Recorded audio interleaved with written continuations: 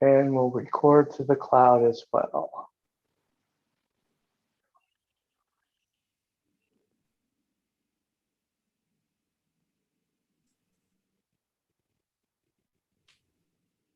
All right, there we go. Good evening, everyone. And welcome to tonight's Chaucer's Books virtual author discussion with Rodney H. Chow. My name is Michael Takeuchi, and I'm the events coordinator at Chaucer's Bookstore, Santa Barbara's 47-year-old independent bookstore founded by our current owner, Mark Curley. To purchase tonight's book, to look at other titles, or check out our upcoming events, please go to our website at chaucersbooks.com.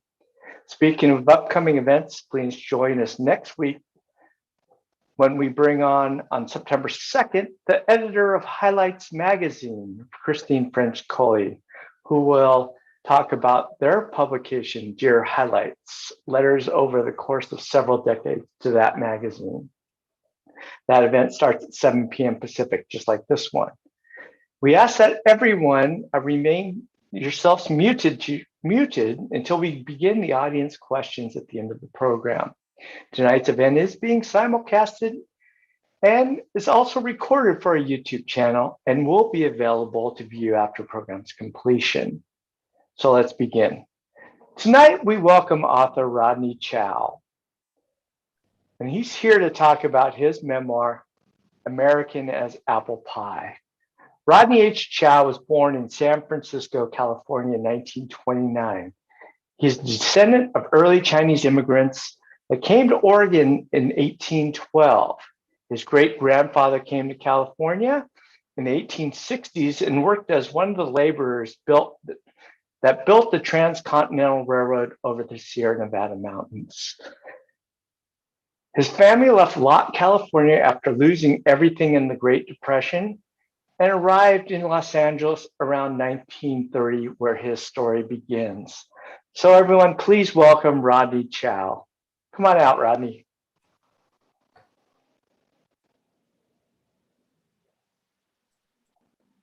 Okay. There he is. Yes. Hey. Hello, everybody. You got a lot of friends out here, Rodney. Right. I guess people know you from virtually every walk of life. I mean, considering you're 92 and you look like you're 20 years younger or so, I'd say.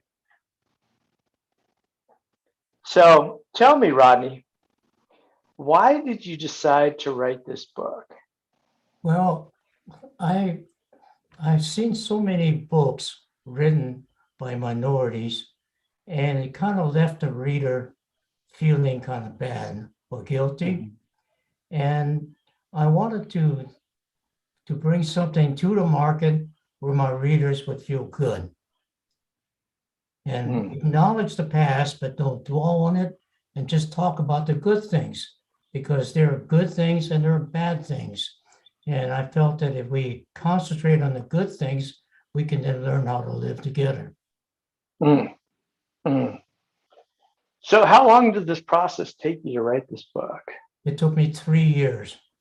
3 years. Wow, that's a long time. Really? And did you take classes to do this, or? Yes, I took classes. And the first attempt was atrocious. Well, why was that? Because I wrote it the way I talk. And I always wonder why people misunderstood me. So did you get a teacher to help you out with that, or? Yes, I had Shelley Lowenkoff from South Park. Shelley Lowenkoff, a legendary teacher, University of Southern California teacher. He's written several books. Well, great guy, but he's a tough cookie, isn't he? He sure is. So what was that like, working under a teacher? I mean, after living your life for so many years, and you have this guy teaching you and telling you what to do. Well, you have to be tough. You can't have a thin skin, because he'll tell you when you're bad, and he won't pull any punches, because he wants you to improve. And if you get hurt, you don't belong in that class. Yeah.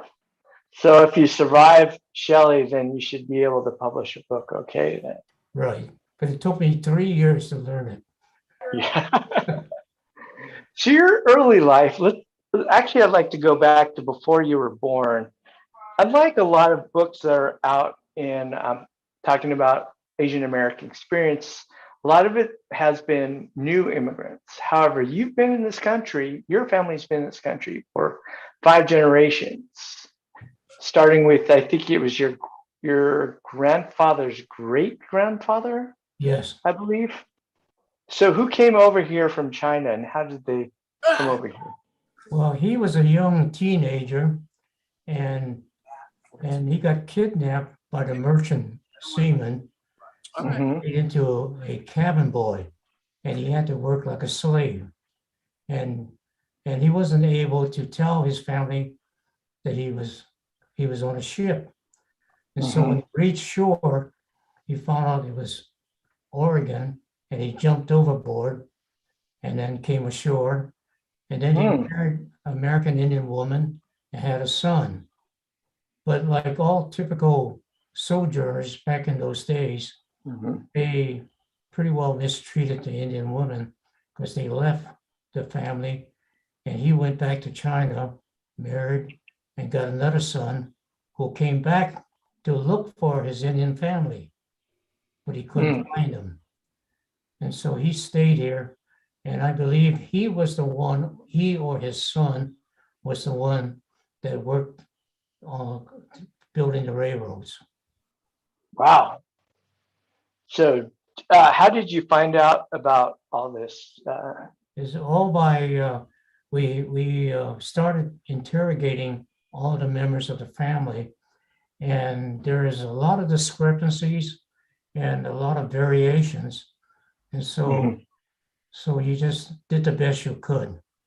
Mm. And do you have a family tree mapped out, or do you Yes, have? yes, we have a family tree. And this is by your cousin, I believe you told me earlier. Right. And he's writing a whole family history. Yes, he's doing the compiling the history. So your family has been here this long. So obviously you've encountered prejudices and hardships along the way, but you've also managed to persevere, not only survive but thrive through all these generations. So what was the secret for your family to be able to thrive up to now, up to 2021? Well, what they did really was they stayed within their own community, and within their own community, there were a mixture of European immigrants Mhm. and Mexicans, Japanese, and Chinese, and they all stayed within their own neighborhood, and they didn't venture out of it very much, except Mhm. except if they had a hand laundry or a chop suey house, or some of the young men who went to school earn extra money by being a houseboy. Mm. But but but they mostly just stayed within their own neighborhood and had the economy generated by the city market area where we grew up in. Mm. And And what neighborhood was that? that was San Pedro Street from Olympic Boulevard, which is 9th Street, going south to about 12th Street. Okay. And it was they some of the newer Chinese called it Chinatown, but it Mhm. really wasn't Chinatown because it was a mixture of immigrants. Mm. Chinatown was more inland, what is known as, Chinatown was up near where the Union Station is, yeah, up north. yeah. So this was another enclave of Chinese Yes, residents then. and their economy there was different from the one in Chinatown because the people on San Pedro Street depended on the on the uh, on the economy generated by the city market. In other words, the workers bought breakfast and lunch, Mhm. and they spent the money there before going home. Okay. So it was really it was dependent on the city market. So they kept it in that neighborhood, Yes, the economy in that neighborhood. right. And then the outside source of money came in through the hand laundries, the chop suey houses, Mhm, and then the few Chinese that became houseboys as they were going mhm, to school. They came back and spent the money within our neighborhood. So that was the mhm. source of income, That's why it was able to thrive then. right? Yeah, that actually reminds me of, with the Japanese. I'm half Chinese, half Japanese, as we told them. Right. And and the Japanese neighborhood in Los Angeles, where they have Little Tokyo, but there's also a lesser known, which is Little Osaka, which is on Sawtelle Boulevard. Right. And I think that sounds like very similar to what happened in your Chinatown. Is there's a thriving area that kept their finances in the neighborhood and made a strong neighborhood that still is around today.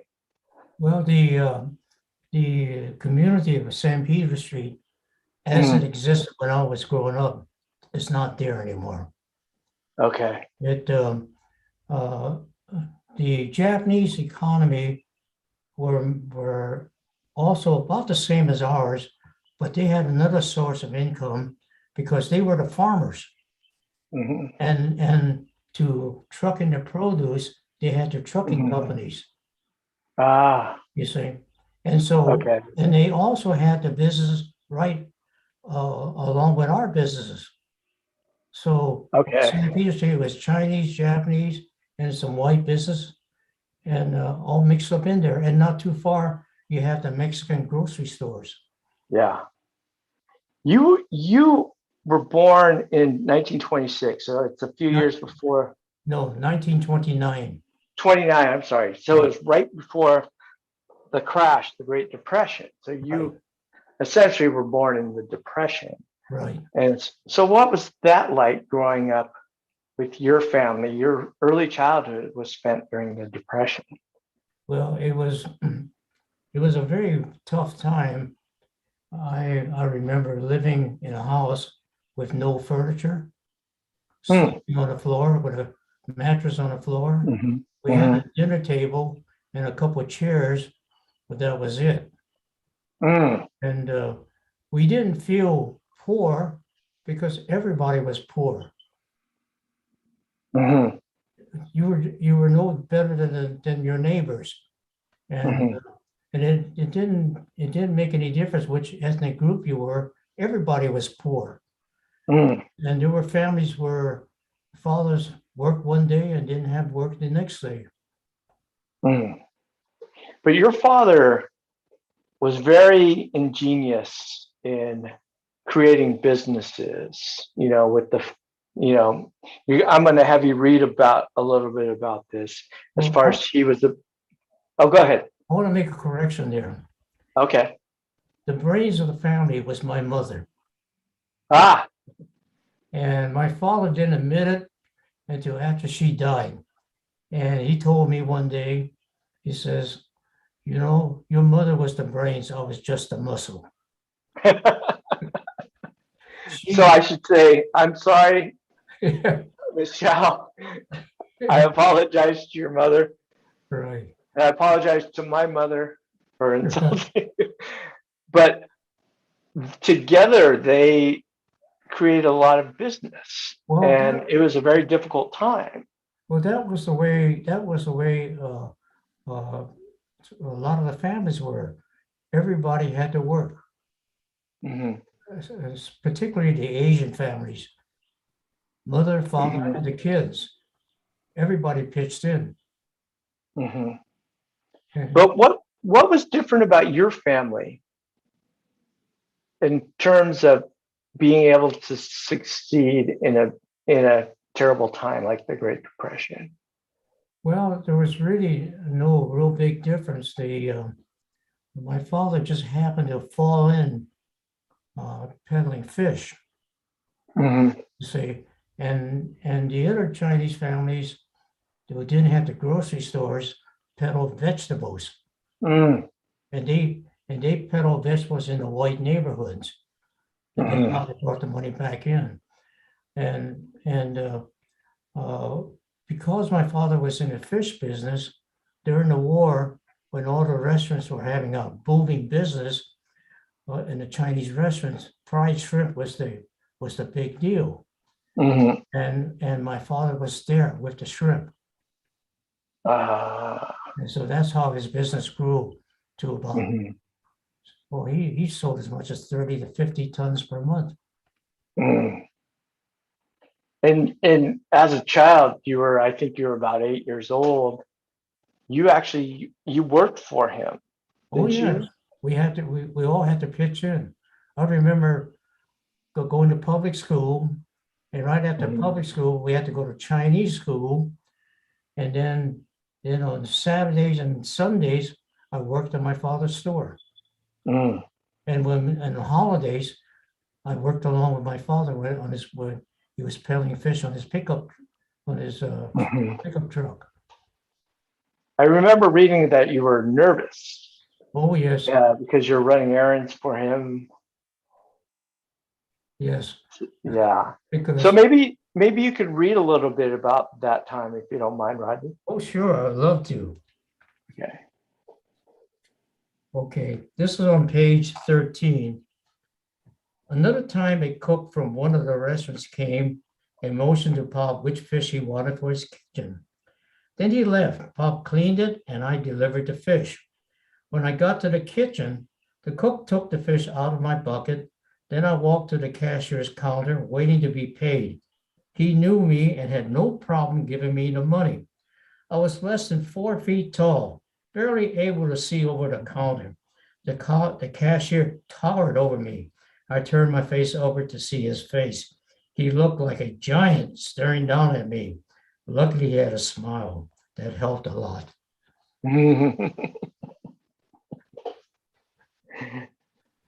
Well, that's a great image. So, looking back, I have to say these images are clear as day to you, aren't they? Right. Yeah. So I learned this technique of writing from Shelley to Okay. yeah, to let your reader feel what you want to say. Mm. What other senses? I would think smell and taste would be in there. Things that you remember when you were about 8 years old. What do you like? Maybe the taste of chashu or the smell of something. No, we didn't have that, but I Hmm. might I might tell you something though that I wasn't prepared, so I don't know what page is on. Hmm. You talked about the odor, and I thought we're kind of skipping to forward for a couple of years now. Hmm. When my father had the fish and poultry shop, and my godfather would take me out to Artesia to his farm, and I thought the country has such sweet smelling air because I got so used to smelling the poultry and all the droppings. I never knew. I never knew the difference, what was really good, fresh smelling air until I went to the countryside. I'm sure that's going to stay with you forever then. Growing up in the LA area, there were a lot of there was a lot of diversity, and you encountered that where you live with friends. You had friends of all races. You had a Mexican friend, a Jewish friend, a black friend. Um, what did you learn from that experience of being exposed to so many different cultures when you're a child? Well, it wasn't a very sudden thing because it's like everybody's life. Hmm. You start out with the prejudice that you picked up at home. And and as you express your prejudice out loud, people around you start correcting you, scolding you. And so gradually, as you come encounter with people with good common sense, you tend to learn to be a better person, and you Hmm. learn to appreciate the different people. Hmm. And so as I went from junior high school to high school, I started to appreciate other people Hmm. and Hmm. cast aside all the bad vibes that you absorb from the neighborhood. Mhm. Because the neighborhood consists of a lot of people with no education, the older Mhm. folks.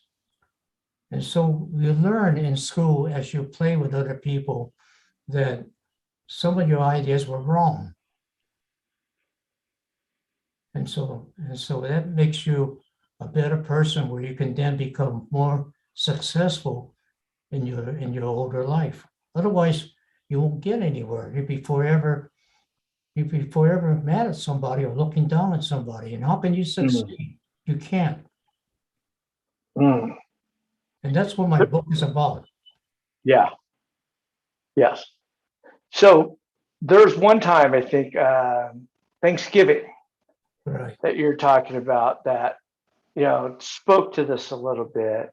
I think Okay. it's page 34. I think if you Okay. don't mind reading from that section there. I'd love to.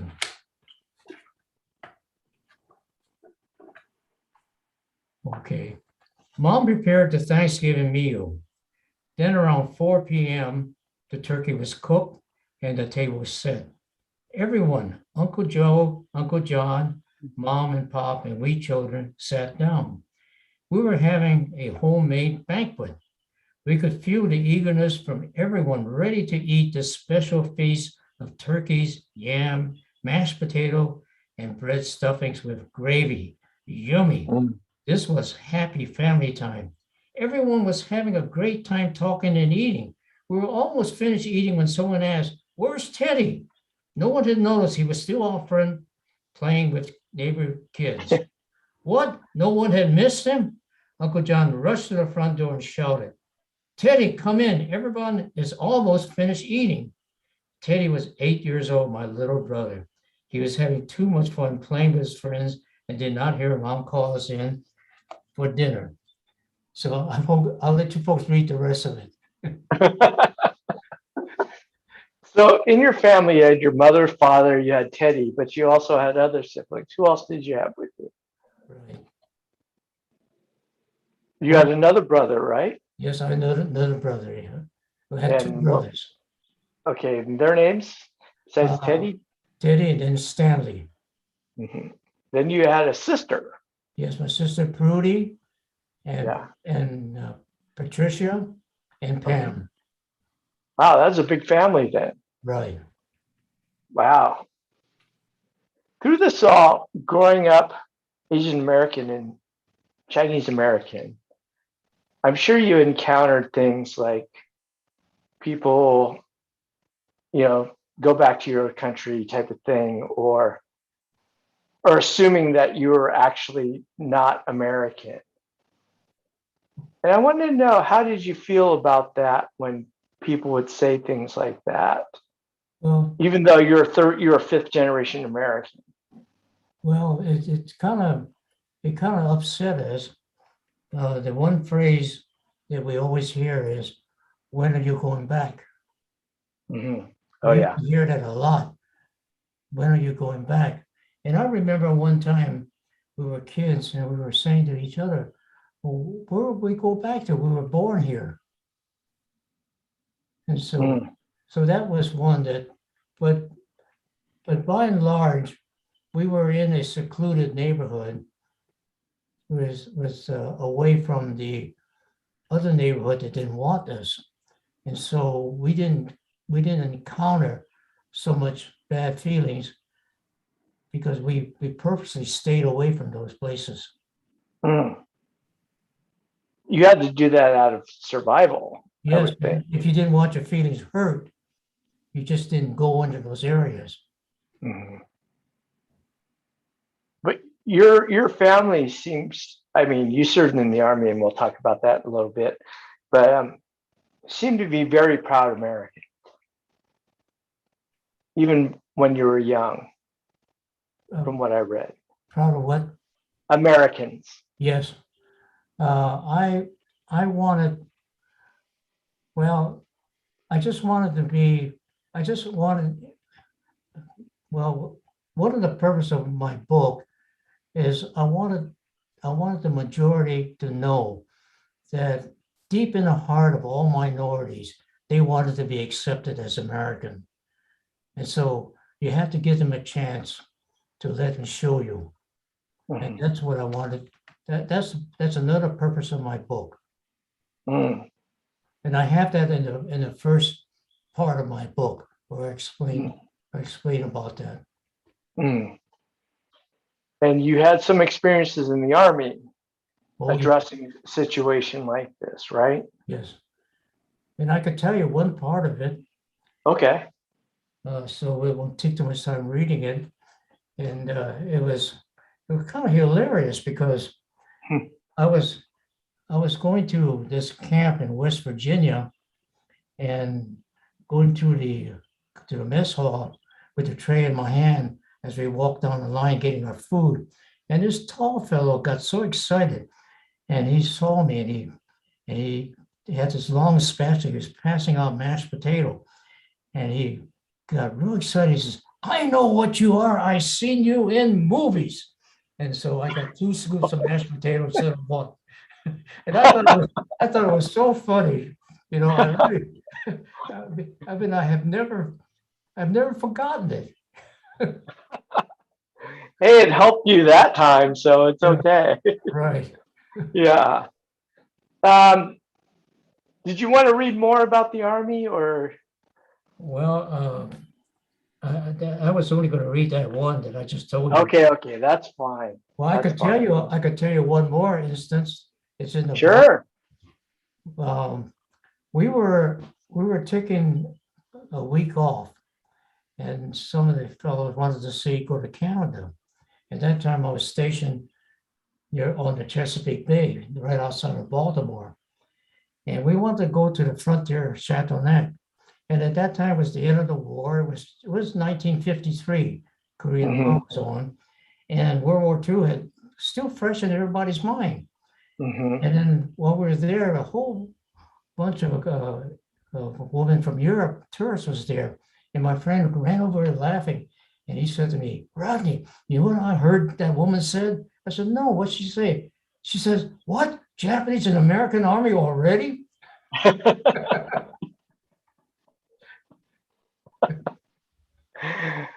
Oh, that's great. On a little bit more serious note, though, I want to ask you that this isn't really in the book so much, but during World War II, being a Chinese American, I'm sure there were people that mistook you for Japanese. Only in the beginning. And so, well, how did you deal with that? What we had to do was in the beginning, right at the beginning, it didn't last very long. It's just about, maybe several weeks. The Chinese, what they did was in order to keep people to not thinking we were Japanese, we had a badge which was pinned on our shirts, which says Chinese American, Mm, because they couldn't tell the difference between us. And at that mhm, time, the Japanese were just being rounded up, sent to the relocation camps. mhm, But mm, after that, we experienced no bad feelings. Everybody mm, everybody had their mind on the war. That was all it mm, was. And everyone had jobs. They were holding 2 jobs, and everyone had money to spend. And so mm, they were too busy to be prejudiced. mm, mm. But you also had people, neighbors and friends that were Japanese, right? Oh Who yes, they disappeared, obviously. yeah. Just Yeah. in one week, they were gone. Mm, It was very sad because right after the Pearl Harbor, I remember my friends were afraid to go to school. They all stayed home, mm, and then when they were ordered to leave, they could only take their suitcases, so they had things that well, people from outside the neighborhood came in pickup trucks and picking up everything for pennies, mhm, furniture, or whatever. mm, And then, of course, there were friends of the Japanese families that took in some of the furniture and held it for them. mm, Yeah, and like my parents, we held a couple of luggages for one family. mm. Did they come back? They never came back for it. Mm, We did at the end of the war, we never seen them again. But mm, it was in luggages which we kept for them. mm.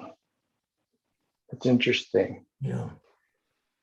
Um, so if you could fill in the audience after you were in the Army, what did you do? And you went to school, obviously, and you got your degree.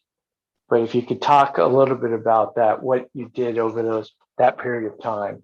Well, that I went back to school in a GI Bill, and I was working for the county during the daytime. I had a degree before I left for the Army, and it was in petroleum engineering. And Ah, I didn't want that particular field. I wanted to really be in civil engineering. So when I got out of the Army, I came back to get a bachelor's and then finally my master's degree in civil engineering. mm, That was my career. mm. I started working for the government, and then when I got my license, I opened up my practice in the Santa Clarita Valley. And Ah, and, and, and so I had a pretty good business. mhm. So you wrote something about that, and I think you were going to share a little bit about that Yes, period of your life. yes. I went to this area there, and it was I might have been the only Asian in that area, and a lot of the Asians felt that was redneck area, and they thought that I wouldn't be treated fairly. But when I went to that area, I found it was the opposite. They wanted an engineer there, and they didn't have one because at that time it was they weren't very well to do, and an engineer couldn't make much money off of them. So they Mhm. asked me if I would practice in there, and I said yes, and that's how I got in with that town of Acton, Mm, and I became part of the community and partners with the local people, and it evolved from a consulting office to a construction business where mm, we built subdivisions for horse people. mm. And did you want to share a little bit about that? Did you want to read a little bit about that? I Uh, think it was I don't know what page 149, I think. 149. Okay.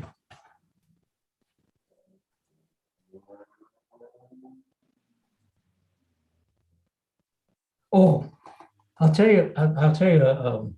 Could I instead of talking about the Santa Clarita Valley, could I tell Okay. you about a funny incident that happened to me Oh, by all means. when I opened my office in the San Fernando Valley? Okay. Another time, my secretary received a call from some lady complaining that our surveyor was using the instrument to look at her instead of doing his work. I sure didn't want to begin with a bad reputation. I turned towards my principal surveyor. Go talk to this lady. Tell her, man, tell her our man was sighting a target to take measurements. He was not looking at her. Later that afternoon, Rick came back to the office with a big smile on his face. Did you talk to that lady? I asked him. Rick replied, yes, I was prepared to tell her that Bob was sighting through his instrument to make measurements, and he was not looking at her. I walked up to her door, rang her doorbell, and waited till she came out. You should have seen her. She was beautiful, dressed to kill. One look at her, and I forgot every word I planned to say. I just blurted out, wow, if my man was looking at you, I wouldn't blame him one bit. I got control of myself and started to tell her Bob was only doing his job. She was so flattered, and before I could say any more, she invited me in for coffee. That actually happened. You know, in your book, you have so many great stories like that, and you Yeah.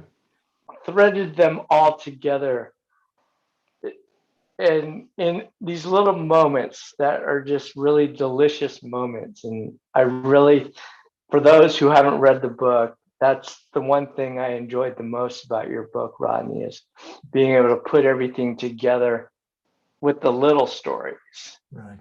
And I really appreciate that. It's truly a wonderful book. And, I don't want to give away anything, but, the title tells the whole gist of the story. Well, American as apple pie. the last chapter really sums it up, and I won't tell you about it. You No, read it. definitely. But it's just for those who want to read it, that's the big reward at the end, I think. The apple pie of the meal, I would say. Right. Yeah. So as far as you yourself, I mean, you haven't retired. You're 92 and you're farming and you're still selling at the farmer's market. Right. You were a community hero, local hero for the Santa Barbara Independent in 2015.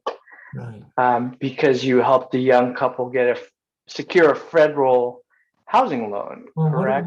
what it was when I came to Carpinteria and bought my little ranch, I started an apple orchard. And during the years when I was waiting for the fruit to come, I wanted to do something. So I went to Oxnard to sell real estate. And instead of trying to make a lot of money on commissions, I spent my time helping the poor Hispanic laborers who didn't have any money but had a family, and they were living in garages. And what I did was those that came to me for help, I got them federal funding and helped them into a house. And the funding I got was $25,000, which reduced the sale price. And then I got the bank to give them a break on the loan, and they just barely made it into a house. But I got them out of a garage. And you saw them as you saw yourself. right. I kind of fell in love with the Hispanic people. Yeah, I think your wife mentioned that too in the book. Right. And that you're only helping because they were the beautiful young ladies or something like that. And the branch of my family in Texas, they were Mexicans. That's the branch of my family, the Serratos. Yes. And Myra is on the list on this event that we're having right now. That's my cousin. Wow, that's Texas. great. Yes. Well, you said after World War II, your family branched out. You have Mexican, you have Portuguese, yes, Chinese, of course, Americans, Japanese in your family. 25% Japanese. So your family is all over the map in terms of ethnicity. Right. That's amazing. That truly is an American story. Right. That is great. All right, I'm going to let, if anybody else wanted to talk, why don't you feel free and ask Rodney a question, or if you have a comment, feel free to come on out and come forward and say so if you would like. Does anybody want to say anything about Rodney or share a Rodney story?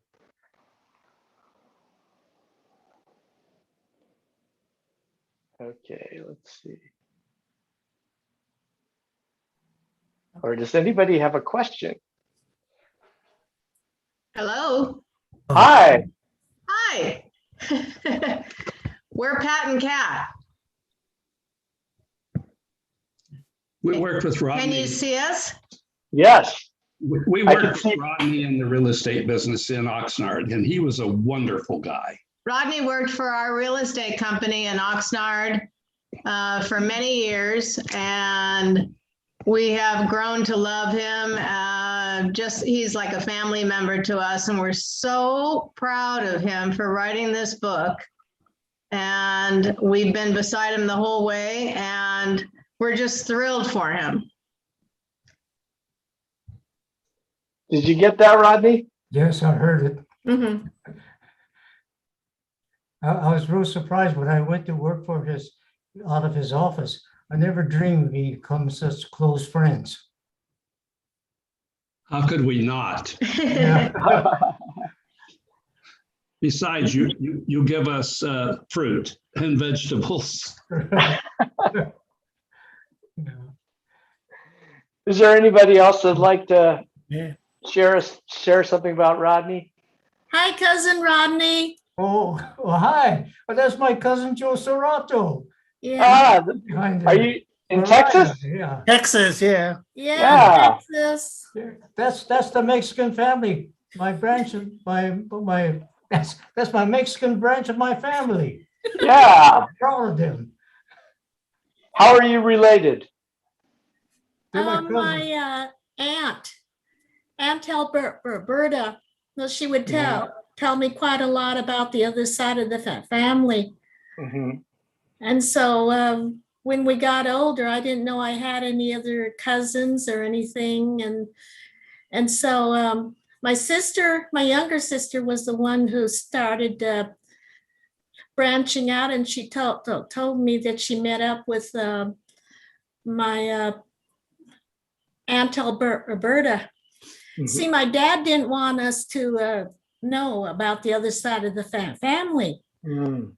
But she was the one who branched out, and she had to do it because otherwise we wouldn't have known about all the other cousins. So we met up with the cousins, and so we started asking questions. And then later on, they said, "Oh, you have a cousin in Southern California, Rodney." I go, "We've never met him." And so after a while, once I married my husband, Joe, Mhm. which I didn't think was going to go over that well, but then it did. I married him after my dad died, because Mhm. like Rodney says, yeah, it was pretty hard to meet up with anyone. So in other words, when we met up with Rodney, and then we went down to Southern California to see him, because then we had to go see my mom, which she was in a state home. So that's how it landed up finding Rodney. And then Rodney would go and pull out boxes of pictures and everything. And then he was the only connection. Mhm. Yeah. So it was quite shocking to find out that I had other cousins all over the place. Mhm. Yeah. That's great. Yeah. And I still have cousins up in the Bay Area there too. Wow. It's a large fat family, and then they have kids.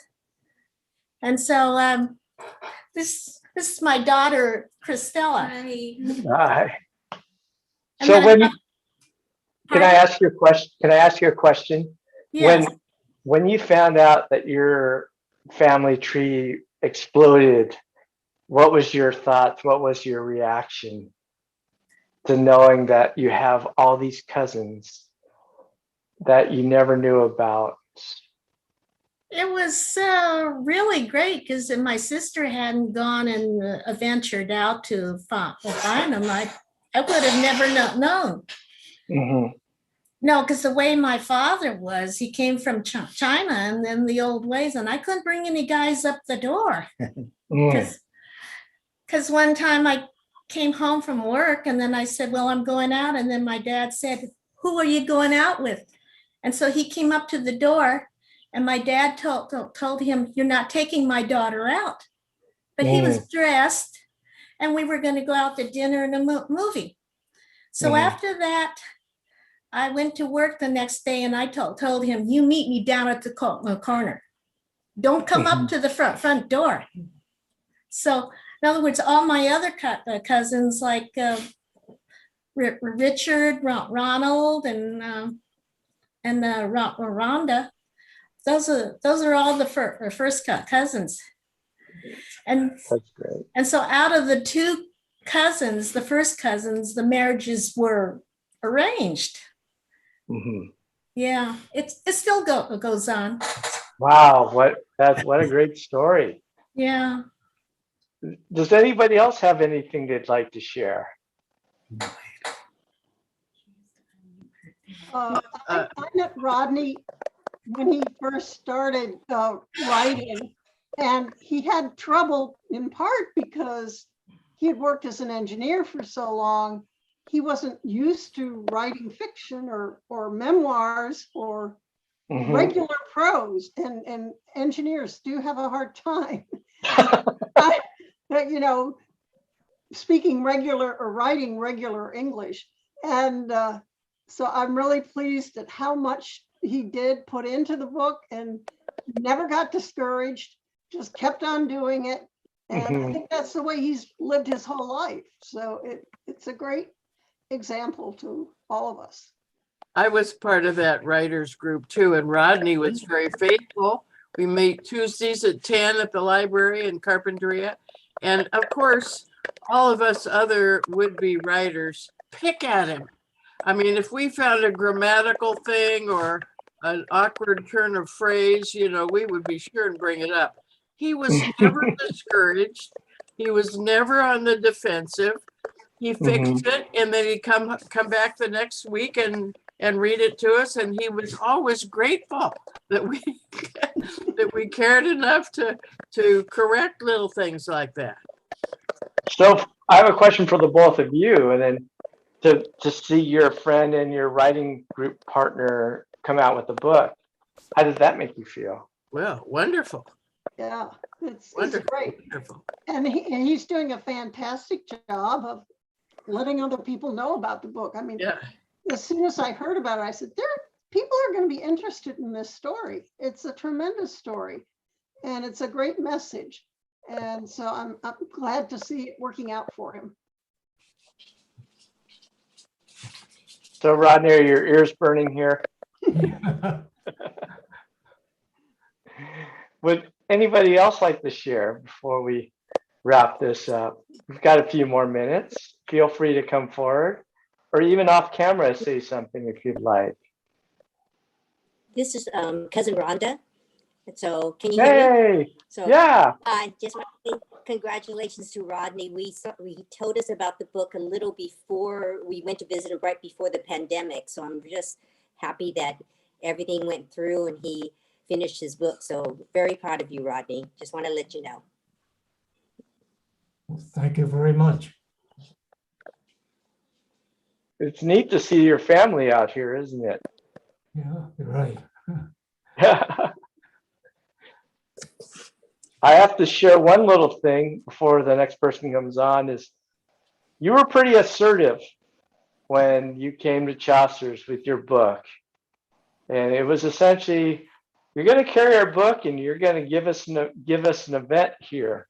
Yeah. And I had to say yes, sight unseen, because I think I ingested your positivity and your determination.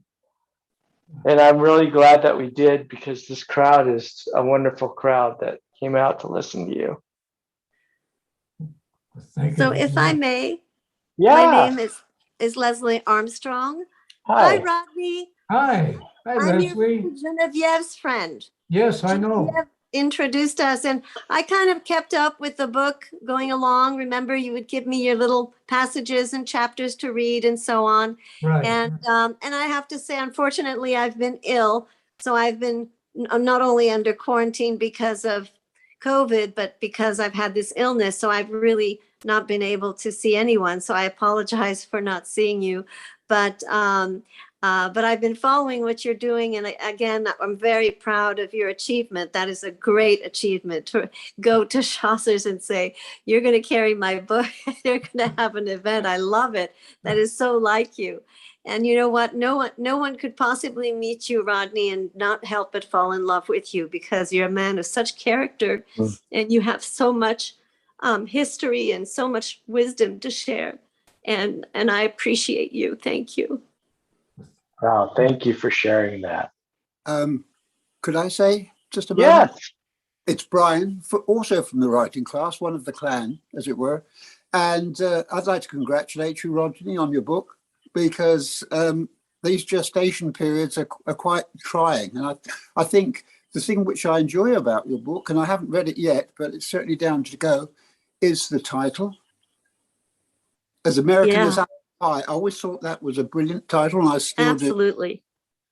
And the other point I'd like to ask you a question is, did you run it by your book as you progress with it, and some of the facts that you put down, did you run it by your siblings? And No, if so, what sort of response did you get? no, I didn't run it through my siblings because they didn't remember much of it. Mm. It was all from my memory and what I heard. Right. Hmm. And that, Interesting. I tried that and actually ran my. I've just done a very small thing compared with your work.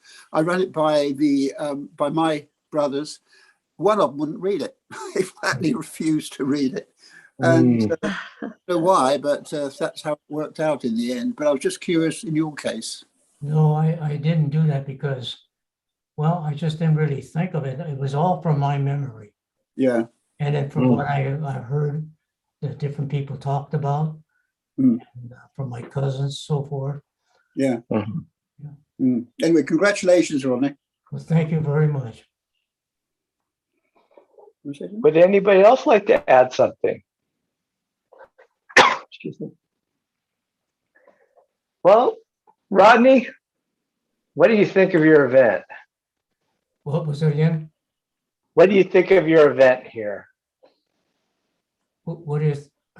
You got all your friends coming out here to talk, talk story about you. I'm telling you, it's a great feeling. I really appreciate it very much. Do you feel satisfied? I think you should feel very satisfied in what you've done with your work, as well as the response and this turnout tonight, don't you think? Well, I feel very happy that all these people were my friends that came out.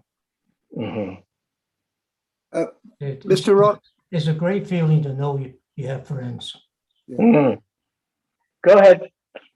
Hey, just one thing. This is Pat Patterson, and I just wish Rodney had spent a few minutes talking about his service in the United States of America. He was actually in kind of secret service. I don't know if we even touched on that.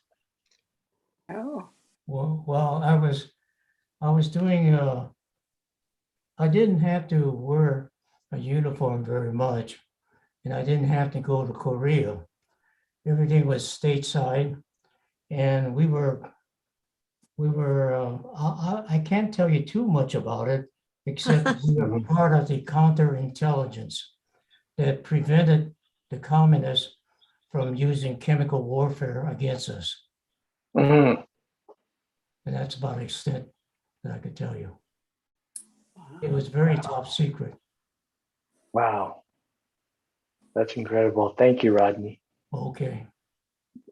Did anybody else want to add anything before we sign off tonight? Just one last question. Oh, go ahead, Ryan. Can I buy the book electronically? Yes, you can. Is it on Amazon? You can get it directly from Book Baby. Okay. Or Barnes and Noble. Good. Okay. Well, thank you. Can we get it at Chaucer's? It's easier just to go to Book Baby. They call it the bookshop. Okay. You get your book quicker that way. I don't. And we have several copies in our store, so feel free to come in. Rodney, you'll have to come in and sign those if you have a few minutes. Yes. But Chaucer's, I have about 100 books in my garage right now, and Okay. I have at least 10 of them at Chaucer's right now, where you can pick it up anytime. And if you have a few minutes, Rodney, would you mind coming down to sign those copies?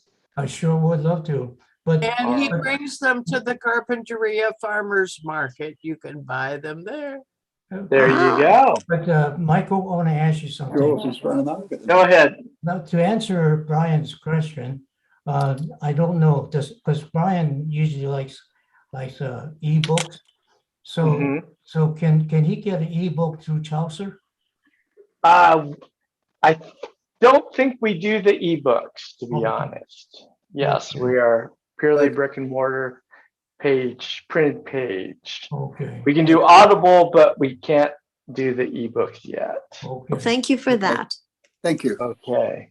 Well, thank you everyone for joining us. And Rodney, congratulations on a wonderful book. And I wish you all the best. And I'll see you very soon. Okay, Rodney? Okay, Thank you. Thank you, Rodney. bye. Love night. you. Thank you, Mr. Chow. Bye. Thank you.